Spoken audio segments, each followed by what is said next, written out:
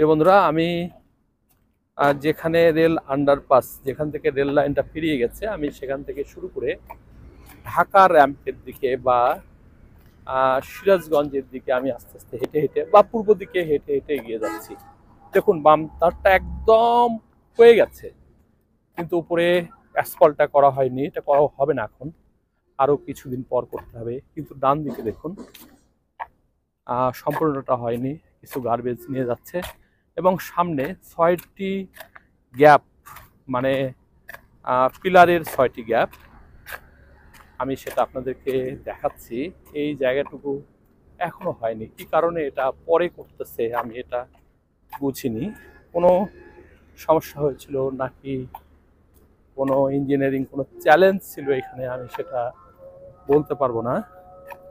তবে যে অবস্থা আছে এখন, আপনাদেরকে আমি সেটুকুই দেখাতে পারবো। প্রিয় বন্ধুরা, এগিয়ে যাচ্ছি।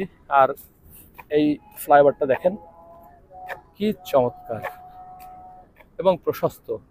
শুনলাম 8 মিটার 850, এই যে এখানে এই পর্যন্ত হয়নি,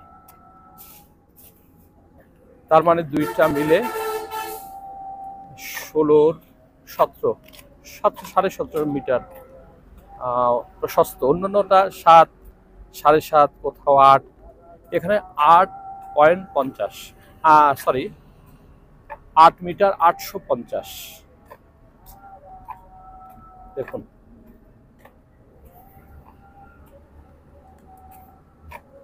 বন্ধুরা, এই যে গ্যাপ দেখছেন, এইটুকু গ্যাপ, সেটা 6টা মতো পিলারের যে দূরত্ব আছে, সেই দূরত্ব অনুযায়ী 6টি গ্যাপ এক পাশে, এটা দক্ষিণ পাশ, সেটুকুই শুধু হয়নি।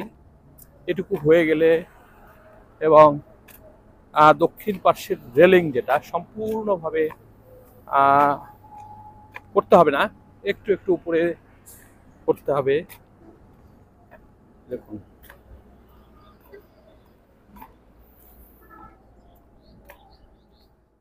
এত রোদ যে আমি বোধহয় একটু ভিমডি খেয়ে পড়ার জোগাড়।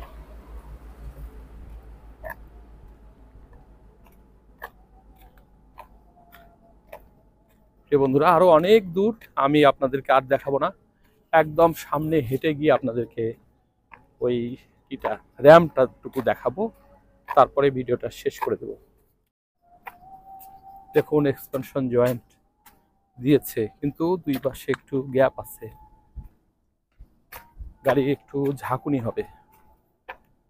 সেটা নিশ্চয়ই অ্যাসফল্ট করবে, অল্প শুধু ওই জায়গাটুকু অ্যাসফল্ট করে গাড়িটি যেন পার হতে পারে এবং একটু ঝাঁকুনি কম হয়।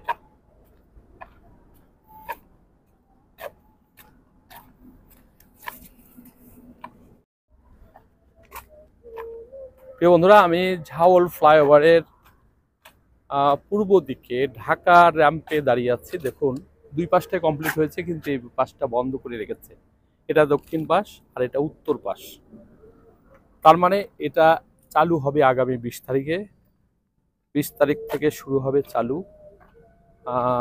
তারপরে হয়তো একটু কাজের জন্য আবারও বন্ধ থাকবে, কিন্তু ডান পাশটা তৈরি করা আছে এখানে।